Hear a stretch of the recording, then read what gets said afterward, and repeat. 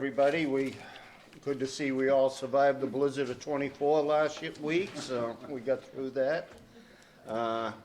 First and foremost, I would like to introduce our new board member to you, Arthur Paquin. He is fulfilling Pam's expiring term, so are you running again? So he has taken out papers, and so he's looking to be a permanent fixture here. So we welcome him. Thank you for your service. Thank you. Looking forward to our time on the board together. All right, roll call. Commissioner Chris Anchidi. Here. Commissioner Burrows. Here. Commissioner Paquin. Here. Commissioner Tebow is absent tonight. He's got business in Brockton, and Commissioner Dennis Sheedy is present. So we have a quorum. Agenda item number 1 is MBTA Communities Multifamily Zoning, presented by Stephanie Danielson, who is the Director of Planning and Economic Development for the town of Easton. She's going to explain all this to us. I have seen it once or twice. I can say that Stephanie's going around to each individual board, and I believe I heard at one point 19 different boards and committees, so she's well versed on this presentation. She's got it down pat. I almost know it myself right now, so it's, we'll move forward. I know this will be your third. This I you heard it second, for you said CPC, I'll hear it here, and then affordable housing, I was within earshot, so, There, that counts. so that counts, so. All right. Floor's yours. Thank you, everybody. Thank you for having me here tonight. And as Dennis mentioned, I'm here to talk about the MBTA zoning, community zoning. So what I'll do is explain what the MBTA communities law is, what it means to Easton, why we need to comply and why the town wants to comply, and the steps that Easton has taken towards compliance, excuse me, including the proposed zoning districts, because this is all about adopting a zoning district. So in 2021, the state enacted the Economic Development Bill, and that included a new section to the Zoning Act, and it was Section 3A, and it requires that that MBTA communities have a zoning district that allows multifamily housing by right. And before I talk about that and what that means, I want to explain, because I'm sure some people say, well, how come you've tied housing to an economic development bill? And the reason is that Massachusetts, as I'm sure you're all aware, is in a housing crisis. There's not enough housing in the state, and there isn't enough affordable housing in the state for the people who live here and who want to live here and who want to stay here. That affects your economics because people who can't afford to stay in the state will start to move out. You won't be able to attract new people to the state, and those people become your workforce. And those people are customers for businesses. And if you have people losing the state, it's going to be difficult to keep businesses here and to attract new businesses to the state. So what it means that you have a zoning district that allows multifamily housing by right, it means that in the district that you've zoned for this, if a developer or a property owner wanted to build multifamily housing, they would be able to do so by right, based on the standards that you've set for that zoning district. And in this case, the state requires that the zoning district be of a certain size and allow a certain density. Most communities in Massachusetts either have very restrictive multifamily zoning allowances, or they don't allow multifamily zoning, multifamily housing at all. So the state is using this as a tool to remove barriers to local multifamily housing zoning, multifamily housing construction. It's really important to note that this is a zoning requirement. It is not a building mandate. Once you have your zone in place, it's up to developers and property owners whether they want to build the multifamily housing. The town doesn't have to make it happen. So,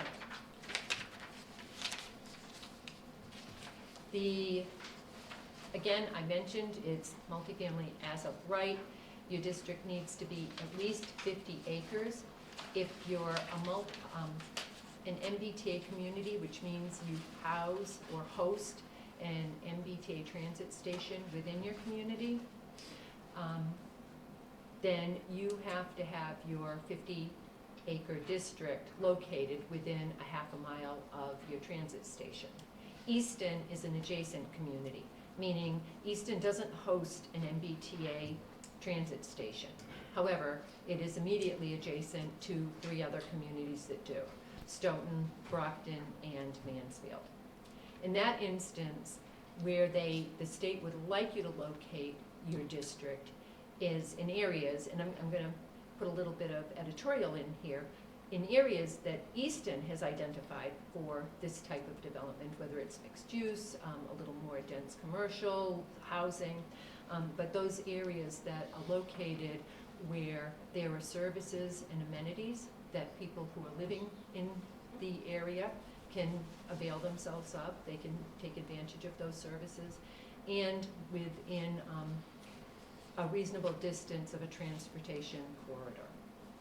So when we talk about the 3 areas that Easton is talking about as districts, I'll explain how they meet that requirement, the areas. The minimum allowance from a density perspective is 15 units per acre. So your zoning needs to allow 15 units of housing per acre. Also, as an adjacent community, Easton's district-wide needs to be able to accommodate up to 10% of the municipal's permanent housing stock, or I'm sorry, a minimum of 10%. And in Easton, that's 9,128 housing units of existing housing. So we need 10%. We need our district to be able to accommodate up to 10% of that.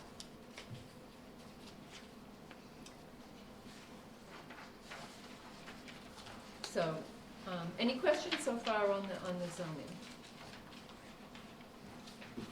Okay, the requirements. Why comply? First off, it's the law. Basically, they pass this into law and the town needs to comply with it, but even more so, it meets a lot of the goals that Easton has established for housing and economic development as part of its past planning documents and efforts, such as the Envision Easton Master Plan.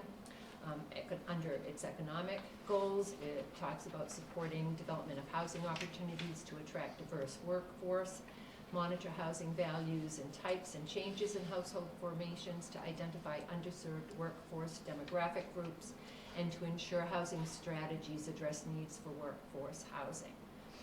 The Affordable Housing Trust Action Plan talked about increasing availability of housing options for families and older adults, and to continue to promote more housing, both for seniors and families, as some of the outcomes of multifamily for MBTA zoning. Additionally, one of the questions, and housing in Easton is likely unattainable to many people who ask themselves the question, can my children afford to live here in Easton as they grow up? Can my parents afford to live here as they age? Or if my life circumstances, will I be able to continue to live here?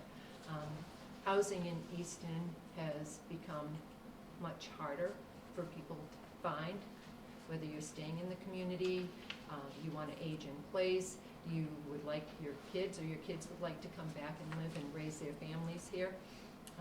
So increasing the availability of housing and different housing types helps to alleviate some of that constraint. So I'm going to ask you to turn in, people have copies of the presentation. I'm going to ask those who have it to kind of share because what the board has done, so back in 2022, the state issued guidelines for how the zoning would be implemented by the different communities. And at that time, the select board was briefed on the zoning. They appointed an MBTA Communities by Right zoning implementation team to go out and review the guidelines, gather comments that would be provided back to the state on the draft, and to start looking at areas in the community where it made sense to locate this type of zoning. And that group did meet bi-weekly for 2 months. They identified comments. Some of the comments that we had initially, the zoning, the guidelines did not allow for an affordability requirement. And the town thought that was an important piece, that we be able to require that a certain percentage of the housing be affordable. The reason the state didn't allow that in the regulations at first is they didn't want it to be uneconomic for a developer to build the multifamily housing. After they got feedback from many communities that just did not make a lot of sense. Communities, we have the 10% 40B requirement, that 10% of your housing stock be affordable. Easton had attained that, is now just under 10%.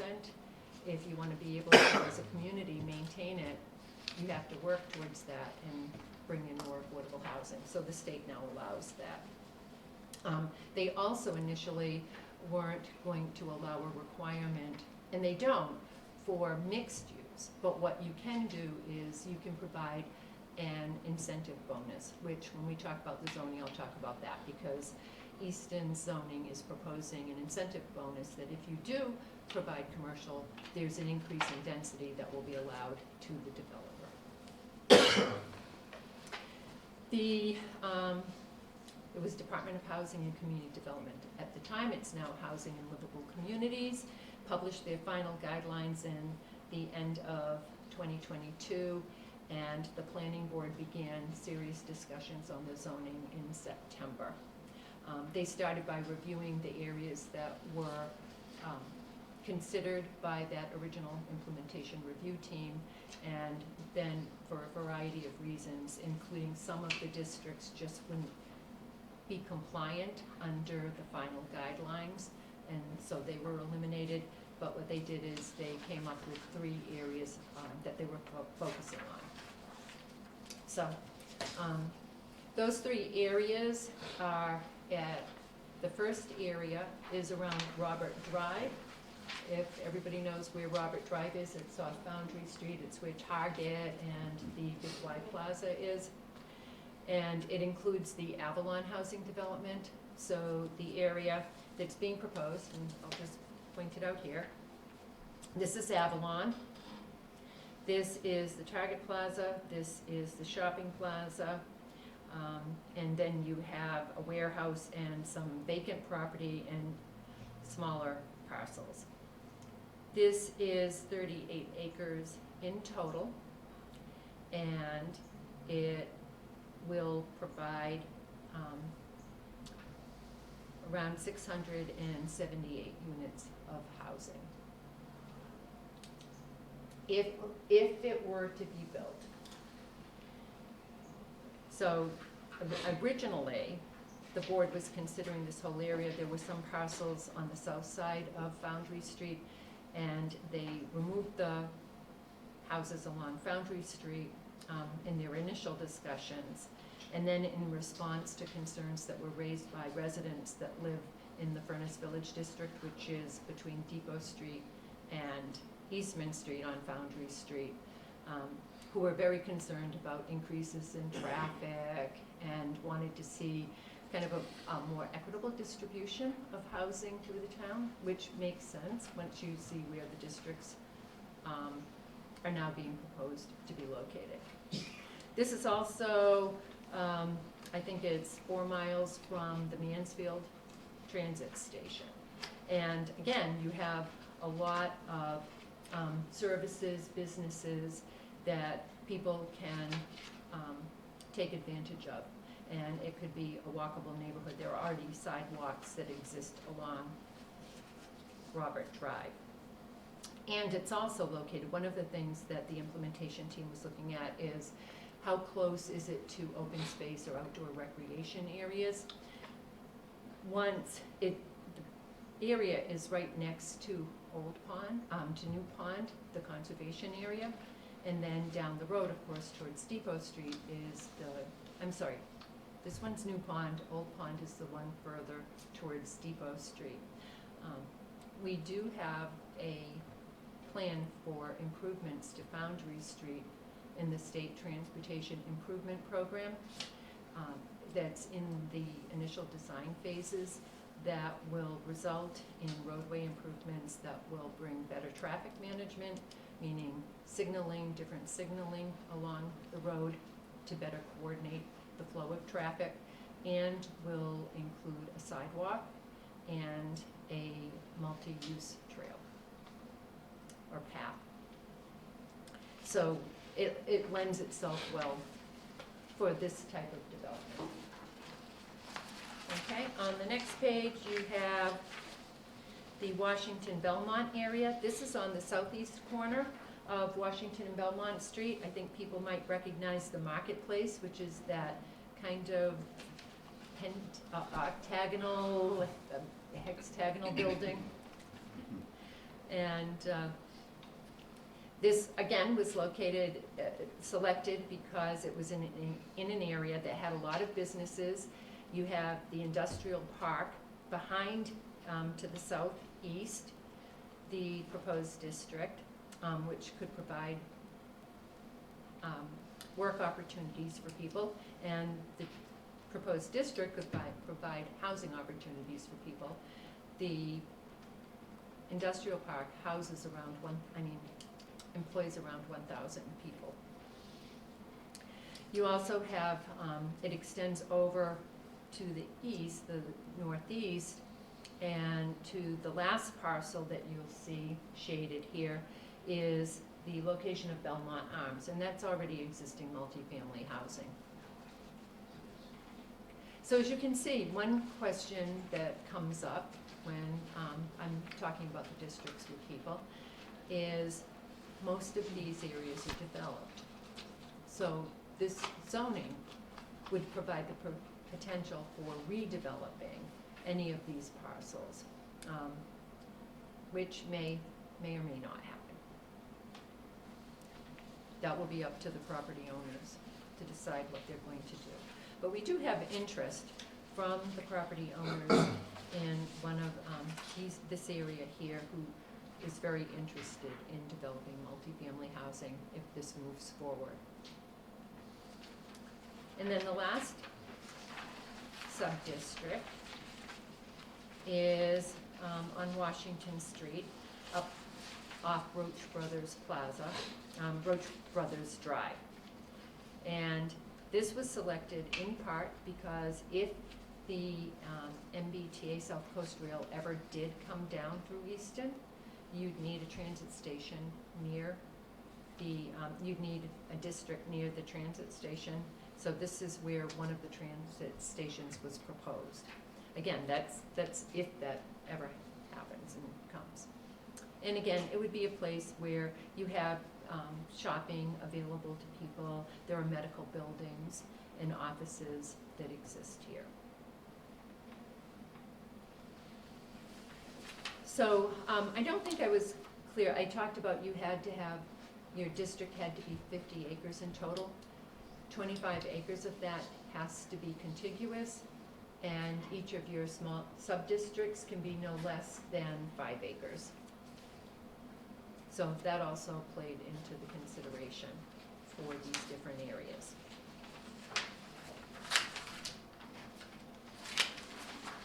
Okay. Any questions? Are there penalties for not accepting?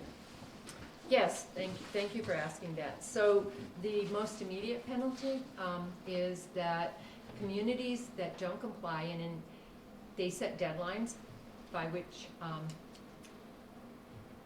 communities needed to comply. If you're an MBTA community, you were supposed to have yours adopted by end of 2023. If you're an adjacent community like Easton is, we have to comply by the end of '24. So by the end of this year. And what the planning board is hoping to do, they plan to bring this to town meeting in May and is hoping to get it passed and then have the state approve it. If it doesn't, then we'll go back in the fall. But the immediate penalty is that you will no longer be eligible for some very significant grant opportunities that are offered by the state.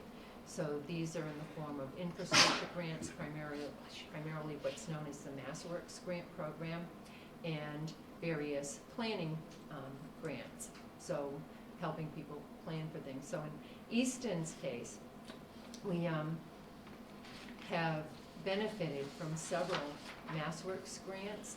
The Main Street improvements, we received over $3 million in funding for the roadway improvements along Main Street over the course of a couple of years. The Boundary Street Sewer Project was funded in part by a $1.5 million MassWorks grant, and most recently we received about at least $500,000 in grant to help design the new roadway improvements along Boundary Street. And that's just a few of the larger ones. In September, which is generally when they announce new grant awards, we applied last June for 4 grants, and in September they announced that we were awarded all 4 grants that total $400,000. So that's, the other is that, as far as penalties, the Attorney General has basically said that they will take action against communities that don't comply. But I think Easton looks at this as an opportunity to implement zoning in areas that they've been talking about and looking at being good locations for multifamily and mixed-use development. Are there any more districts that you guys are looking at, or is this kind of the 3 that you're happy with? These are the 3 that the board's happy with at this point. I mean, could there be additional, you know what I mean, going forward? In the future, yes, you certainly could increase your district once you adopt this. Someone asked, could you change it? I think the state, as long as it complies, and it doesn't, you're not doing it as kind of a moving target, I think the state would allow you to modify your district. Just like any other zoning, the town can decide at any point, maybe zoning in a particular area isn't really working for the town anymore, so we want to make changes.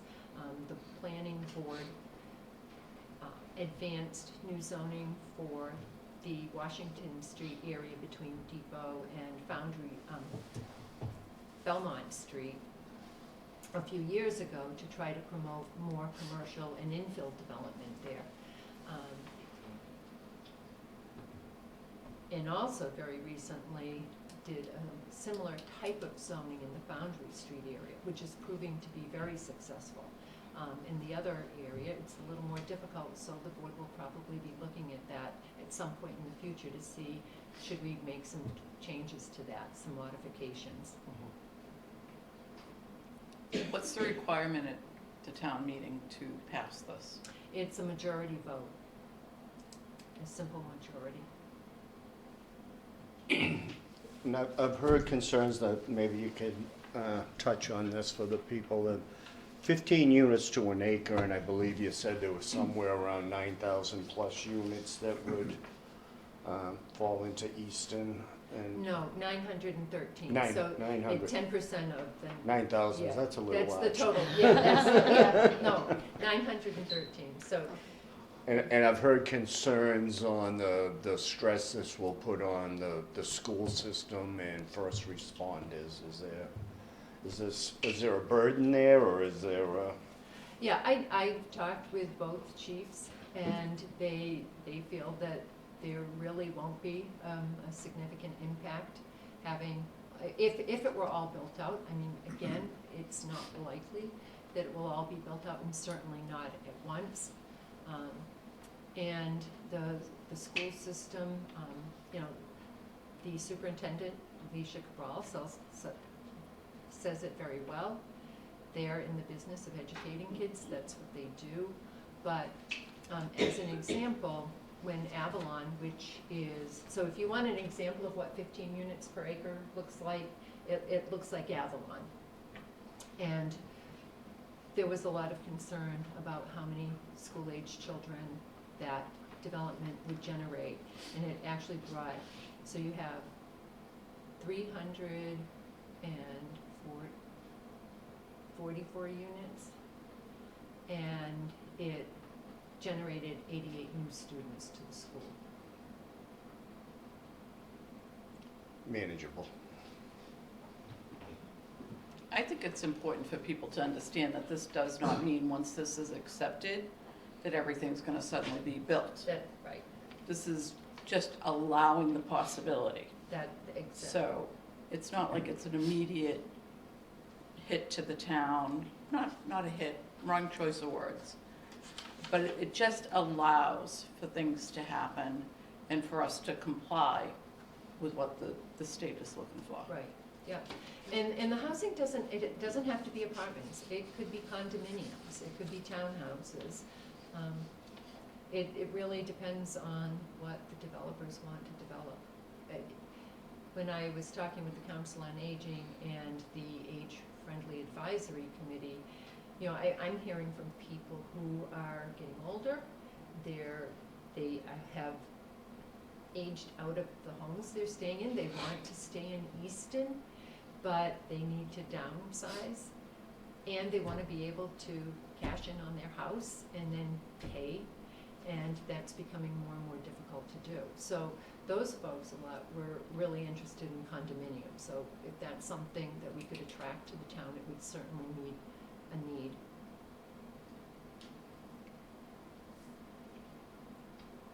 And Belmont Arms is technically in Easton, Yes, yep. and that's the only area right now it is a developer who has interest. Yes.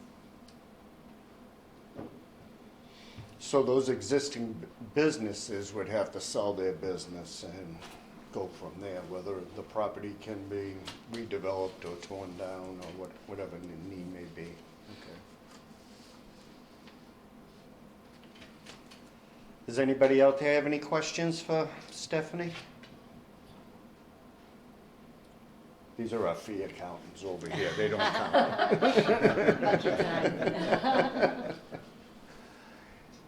Hearing none, any more questions from the board? So I would just like to close by saying that the planning board is taking final public comments on the zones on the 27th, which is next Tuesday at Frothingham Hall. If anyone wants to submit comments, positive or negative, and they can do that either by coming to the meeting and being heard at the meeting, or you can submit a written testimony by sending it to an email. It's dped@easton.ma.us, but you can also go to the website, the webpage that's shown in the handout, and there's a link to the email there as well. And that will be shared. Any testimony that we receive, any comments, we'll be sharing with the planning board. Two towns recently did just turn it down though, didn't it? Milton and Salem, was it? I haven't heard that Salem did. So Milton voted in a district at their annual town meeting.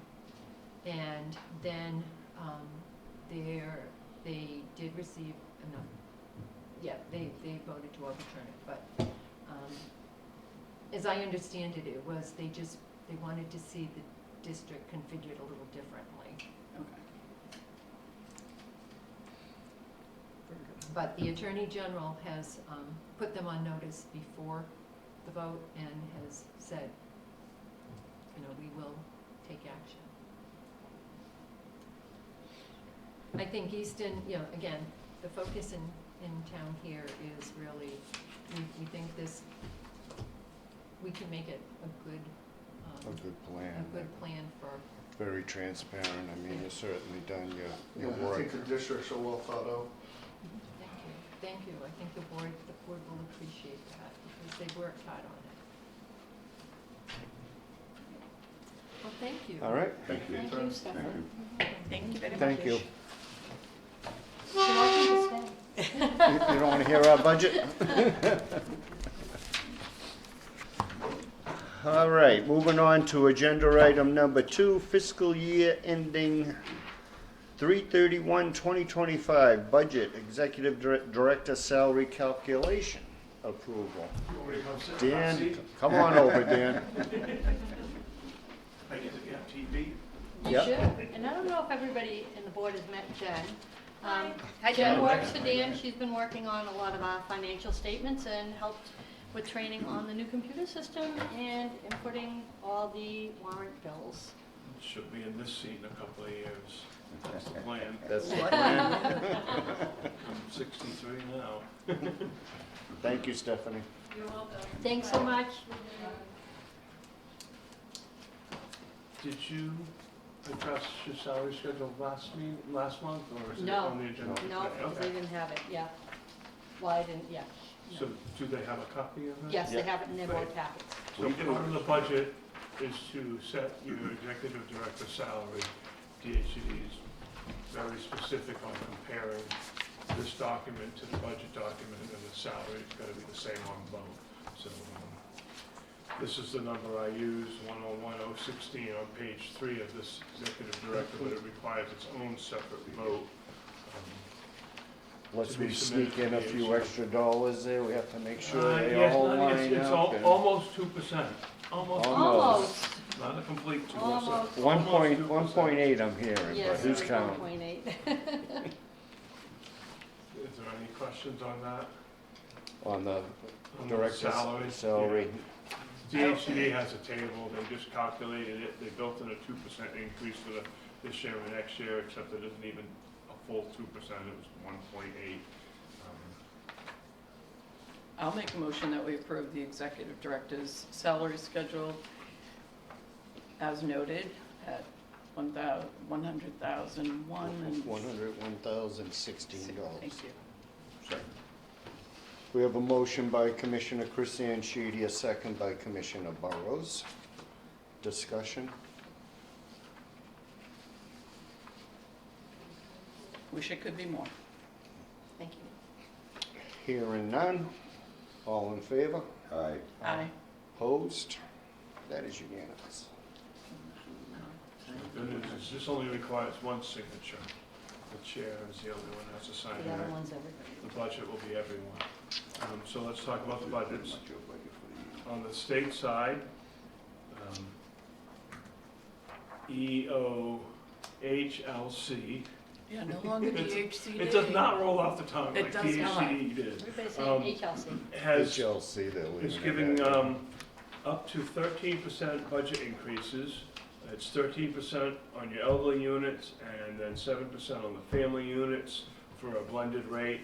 The blended rate in Easton ended up being 12.4 because you are mostly elderly units. And what's very ironic, within that up to 13% increase, you are allowed to give your administrative staff 7% increases. You should have worked on the I administrative. know.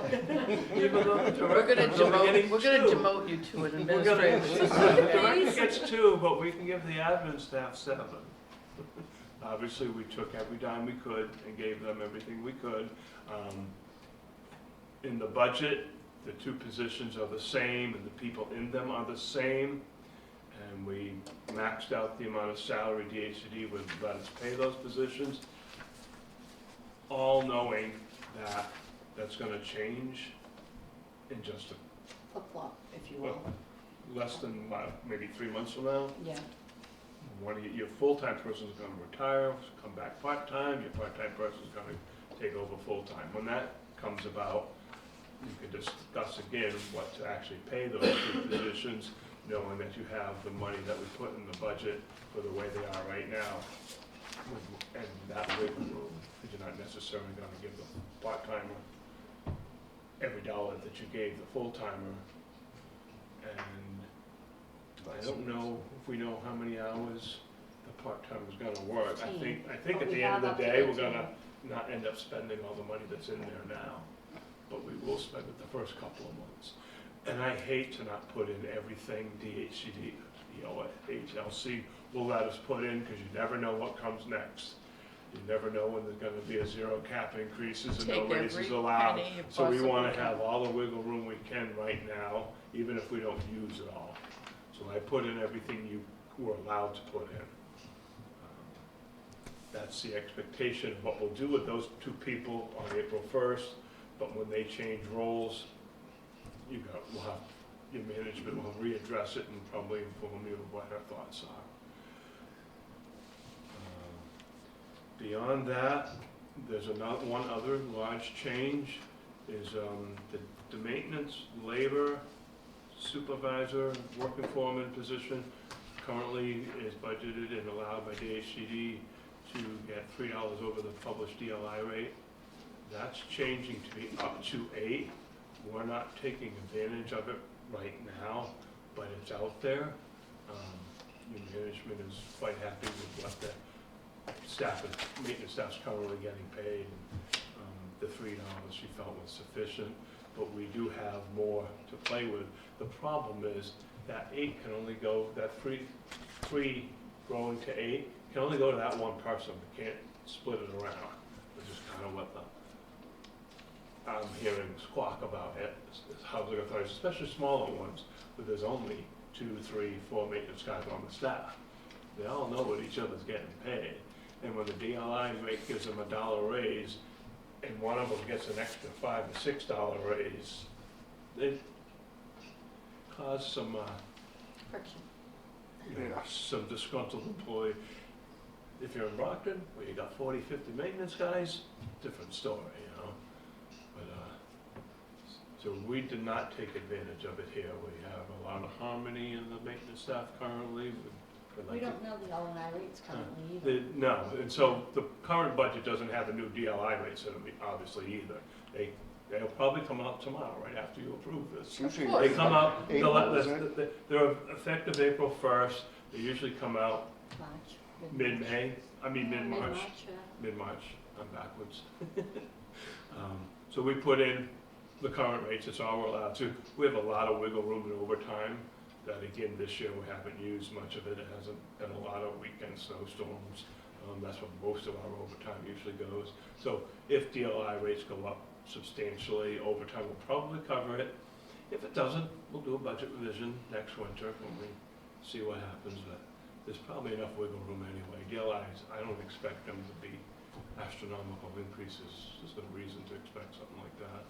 Even last year when inflation was pretty high, their increases were only 4 or 5%. So there's no reason to think it's going to be anything more than that again. At the end of the day, we're going to increase your operating budget $55,000. We're leaving $53,000 on the table to help cover non-routine expenses because we have $80,000 in non-routine expenses.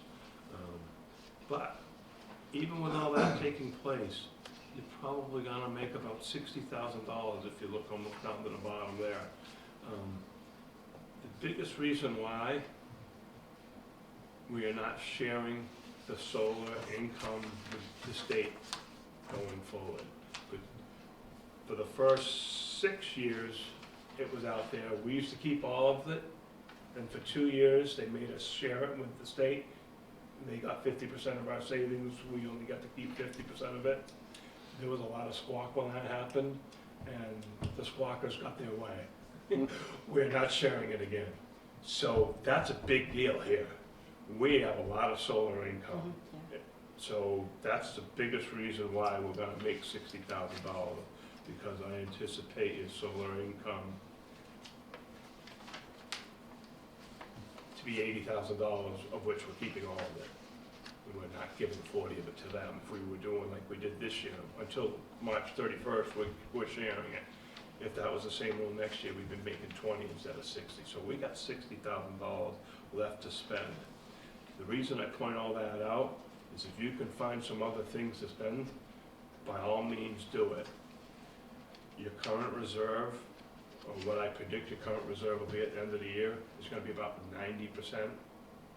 If we make $60,000, we'll be at 98%. I believe we probably all know what happens at 100%. They start holding back subsidy.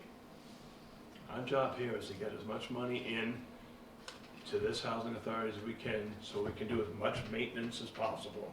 Because there's always more maintenance that can be done. There's always improvements that can be made to the units and the property. So above and beyond what's already budgeted, if people got ideas for more things, I would encourage you to do them. I'll let you know if the statement suggests you need to slow down. You know, I'm always watching them for you. It's hard to imagine that there's anything you would propose to try to do and get done within a year that you can't afford, above and beyond what's already in there. And if we look at the next to last page, you'll see what's already planned, which isn't anything particular really. Community room furnishings, we're gonna, is it here or This the- community room. like, Yeah, this one, yeah. We're gonna totally rehab all the furnishings, quite a bit of money there for that. We've got some money in for apartment rehab, we always have some units that turn over that need new flooring, et cetera, maybe bathtubs, stuff like that. We're gonna try to get another a trailer for like the third year, a sander for the tractor, paint striping machine, that's for the parking lot. Yes, it is, yeah. And then we're thinking maybe a shed to put over at the family site, so we could keep the tractor there, which is why we've been trying to buy a trailer for 3 years, so we could drag the tractor back and forth, but why don't we just put a tractor at each site, as long as we got a good secure shed to store it in. We might even And maybe do a the shed security here as camera well. watching it, Yeah, you know, and then we might be putting a shed Yeah. here, you know. there's not enough storage. for So you guys. stuff like that, if there's more things you can think of, is it time to start putting up security cameras, stuff like that, you know, I'm seeing a lot of that kind of money being spent the They're last more 5 affordable years. now than they used to be. Yeah. The security cameras are much more affordable. than They're they used very affordable and the quality is unbelievable. But they change, Huh? within 2 years, they've changed completely. Yeah. They're obsolete just like that. Yeah. That's the problem. to be. Yeah. But, you know, everything being wireless now, all you gotta do is just pop up a new camera, you know, and your system's still working, because it wasn't a bunch of hard wiring going on in the first place. Right. So, are there any questions? We should talk about Section 8 for a moment, even though officially it doesn't even exist as a budget. HUD doesn't require a budget for your Section 8 program, just it's good business practice to have a budget for everything you do, all the income you bring in, not just the state portion. So on the federal side, that's the second page, I think you're gonna bring in about $150,000 in income. Almost all of it is admin fees from the federal government. And then our biggest expense is in admin other. We pay the Taunton Housing Authority a management fee. That's why we only have 2 full-time and 1 part-time people in the office now instead of 3 full-time. We just had a hard time getting that position filled. I think you went through 5 or 6 bodies in the last few years trying to get that third full-time person. Because the problem is there isn't quite enough work to be full-time, like 5 days a week. It was only more like a 4-day a week or shorter days, take your choice, 30 hours instead of 37. Nobody wanted that, I think, you know, so the people you got just didn't have the same talent. So it's been a year, and I think it's, from what I see, it's working It's working very smoothly. well, yeah. So, And it's more affordable. and it's saving you for money. Yeah, I do not understand definitely. where they came up with their price. It's on the low, it's on the low end. And it's not the price that's listed here. It's not the price that's here, correct? It's But- part but of the you've got those- 69,000, but it's only like 50. 50, That 69 is all the admin expenses. That's the phones and the copier Okay, and so all that's that what other I'm stuff, saying, I too. knew it was less Yeah, than that. they're only 48,000, right? 52, I believe it's 52, oh, yeah, 4,033 a 4,000, month. 4 times, yes. And then we're not paying Yeah. into retirement and that, Right, there's no everything. retirement and no health insurance, but if you compare their fee to what we're getting from HUD, we're only paying a third of our fee. The money we get from HUD, we're paying only a little over a third of it to another housing authority through the management. The going rate starts usually at 50. So this has been a win on multiple sides. Yeah, And that's a yearly contract, right? yes, we So it actually could- were up for renewal. I talked to Colleen about it and she says they would like to continue going forward. They've hired additional staff. And she's still looking to hold the line with the costs, Yeah. especially where she's hiring staff. Right, but so That's even if she, interesting. if she's looking for something more, no, there's plenty of wiggle room. So what I have done is, you can't spend your Section 8 reserves on anything other than office expenses. So I'm trying to make sure that all this money is spent by allocating an appropriate amount of admin expense over here, leaving more wiggle room in the state program. I can back off some of that if you need to pay them more money. I wouldn't let that be the reason they walk away. If everybody's happy, if that's what it takes. 'Cause like I said, the going rate is nearly 50% usually. That's what Dedham gets, and they get 60% sometimes under certain scenarios, so. Yeah, I'm We're kind not of even- waiting to hear that, it's really not enough money for us. We Right, need more. Maybe next year. I mean, I have had the discussion with her this year, so. but see, Taunton has a lot of Section 8 of their own. Economy of scales, adding 100 more to their portfolio wasn't a lot of extra work probably. Yeah. Like I said, it wasn't enough work even for us to justify a whole full-time person. And I'm still monitoring a lot of it on our end. Yeah, with you're still doing repayment some of the agreements work, and you the know, we still 5-year do the plan VMS and Yeah. and that stuff. and dealing with They're some doing like the clients. daily grind, you're doing Right. the oversight still. Mhm. Did they do all like the CMAP compliance? They'll do CMAP. We're coming up on a 5-year plan, and Colleen and I discussed it. We're thinking of trying to mirror the two plans to make it less confusing for their staff. And again, that would need to be come before this board to approve. But it makes more sense to have them It's easier to coincide, manage. because ours is Yeah. slightly different than theirs, and it gets a little confusing, so. And she's a great team over there. See the two different ones, though, there'll be a problem at some point, Mhm. somebody's gonna, Well, you gotta believe someday Quote the maybe wrong she's thing. managing a couple more housing authorities. Mhm. And I'd hate to be the staff person that's trying to keep track of 4 different sets of rules. Yeah. Right. I know in Brockton, just keeping state and federal separate, it's like, okay, where am I, who am I dealing with there? Right, It's that's like- right, you got, am I wearing my fat hat or my stay hat? Yeah. Because the rules are different, and there's Yeah. nothing we can do about that. We're Yeah. never gonna get them on the same page. No, no. Any questions? So technically, you're approving one state budget with 881,000 in operating expenses. Total expenses are 1.3 million, and we're anticipating clearing about $60,000 to add to the reserve. The only other question I had is, how is whoever they are now, EOLOHC, Yeah. whatever it is, I don't know why they didn't think they were livable communities before until they decided they'd name themselves that, but anyhow, I digress. Are they looking for us to chip into any of our capital projects yet?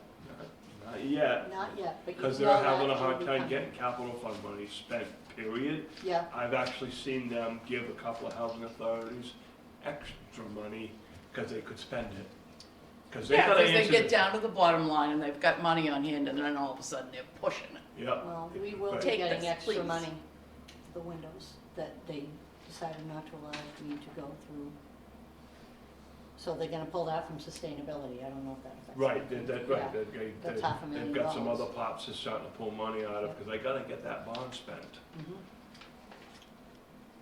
They need to hire architects to do that, because my It- jobs are sitting there waiting Yep. for the architects who are over. You're not alone. I know, I know. Yeah, If you don't spend it, you lose it.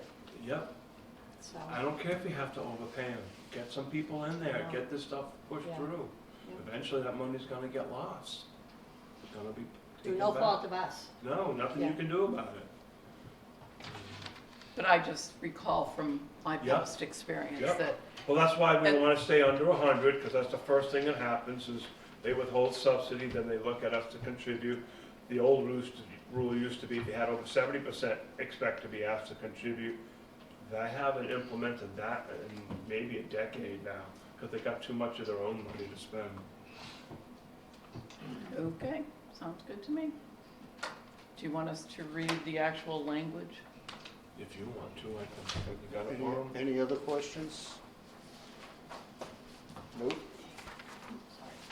Are you clever enough to change your date on that yet?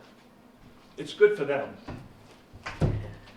The motion they're gonna read is fine, and they I think I sign, did. the page they signed doesn't have the date on it. But, just keep in mind, So when I you fill would yours like out. to make a motion that we approve the proposed operating budget for state aided housing of the Easton Housing Authority, Chapter 667 and 705, Program 400-1, for fiscal year ending 3/31/25, Dates on this 2025, page, so it No. doesn't matter. showing total So when you revenue of update this, $1,451,723, Just going in. total expenses of Change that. $1,367,183. They were this way. Thereby requesting a subsidy of $219,740. And further, that the executive director's total salary of $101,016 for fiscal year ending 3/31/2025 be submitted to the Department of, they haven't even changed their own document yet. Department of Housing and Community Development, otherwise That's known their as document. EOLHC, You're right. for its review and I approval. pulled this off the website, Mhm. A lot of things on just this. about 2 weeks ago. So we just need a second on that. I can second that. I'll take the easy Do you want to read that? side. We have a We're motion gonna by, ask you to recite this later. we have a motion by Commissioner Christian Sheedy, a second by Commissioner Burrows.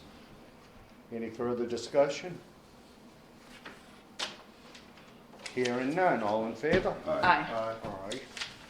Opposed? That is unanimous. And I don't know if this is even on the agenda.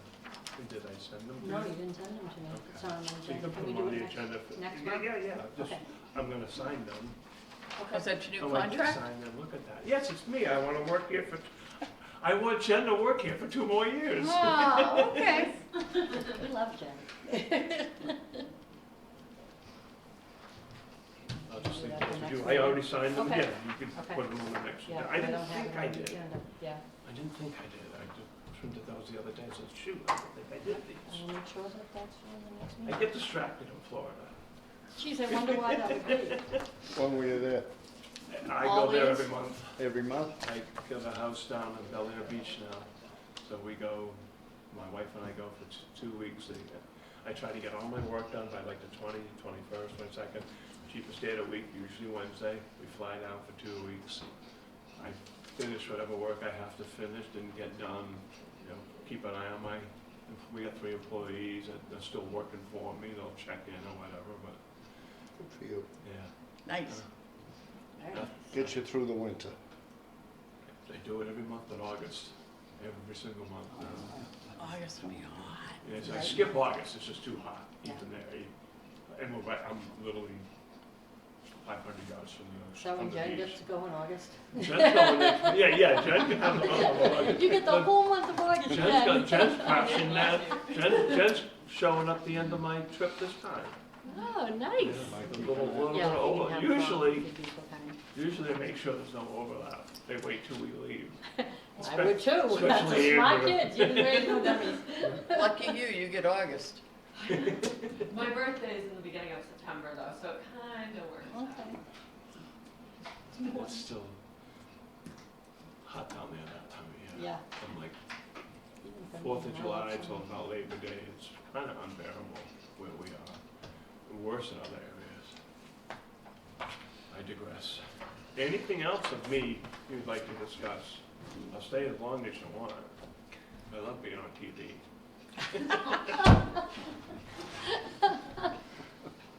I'm all set, but thank you for being here. I'm good, thank It's you. great to see you all. Thank And is Good to see you, Tom sir. just too busy tonight? Hmm? Tom's still, No, he is. Tom has got City Hall business in Brockton. okay, but so he's still a board member? He's Oh, still yes, on he the board? is. Yep. Good for Yeah. him. Yeah, I think he always will. I don't know. Yeah, he will. Yeah. It's his, he the one that's up? He's a state appointee. Yeah, he's a Are they lifer. ever up? I don't know. They say they are, Well, but they, then they nothing are, but happens. then it There's a takes 3 date years on to it, but it replace never- them, and they replace them with that person usually, right? They we never are handling- honor it. Financial statements next, although it's kind of. It's up to you, yeah, I just told you how well you're doing Everybody has questions. financially. Yeah. All righty, Alrighty, thank you. thank you. Thanks, Jen. Good talk. Okay. All right, Thanks for coming. thank you. Bye, all. Moving on to agenda item number 3, the January warrant in the amount of $256,369.49. I would entertain a motion to accept and put on file.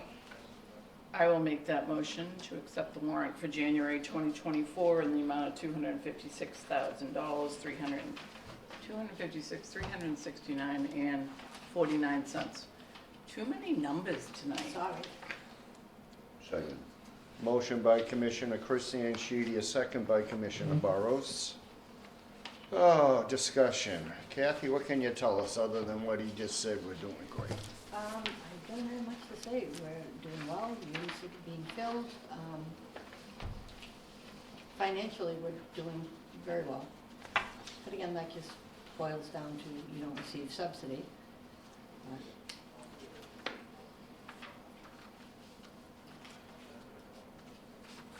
Yeah, he said, where does he want us to be with, it's 98% with the $60,000, but I thought, didn't he, He wants us to spend $60,000. yeah, doesn't he want us somewhere around, Yeah, it all depends on how it goes and what we spend the money on between now and then. Like you said, we put about 80,000 in there. If other things come up, for instance, as it comes, it's ever changing. New things do come up, and sometimes with vacants, things come up that we decide we're gonna do upon unit turnovers. That could come into play. We did spend more money on appliances last year, so we upped the budget for appliances this year. There's always something. kitchen cabinets, that type Yeah. of stuff, We haven't, counters? yeah. The cabinets we have typically here are solid wood, and the guys tend to just clean them up, and they still look good. Unless they're failing, we're not gonna replace a cabinet. Countertops, we've been doing a lot of. The guys are good with that. They just, when we had that minor flood in the laundry room over there, with one of the pipes that came down from the roof, the guys did all the work in there. They replaced the flooring, they put up the wallboard behind the machines, they closed off the door. So that was about $2,000 worth of supplies, but it was our maintenance labor. Things like that we didn't anticipate, but they took care of it. So, things here and there. We're getting a lot of requests for tub cuts, reasonable accommodation. Yeah, Those are upwards of $1,500 per tub. once you do one, the word gets out. Yes, yeah. Push doors, the automatic door openers, we've had a lot of requests for those as well. And I'd say almost all the buildings are getting those now. For the exterior or for the individual units or Exterior, both? the exterior doors. You have people ask for them on the handicap units? No, I don't know if they have them, truthfully.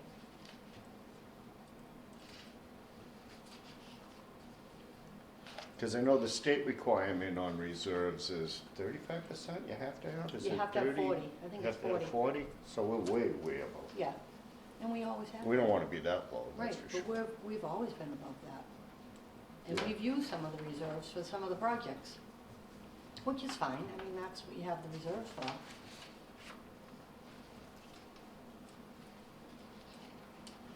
All right, any other questions regarding the January warrant? So I see 2 payments to AEC, American Electrical. Is that it? Are we done with them? No. No, not quite, almost. No. they were working on 2 jobs. And you know, I never pay the contractor until vendor web has deposited the money in our accounts. Okay.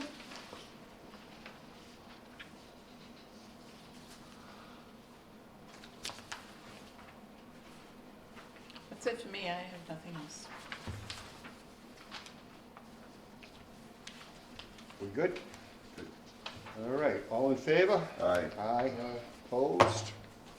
That is unanimous. Agenda item number 4, the executive director's report.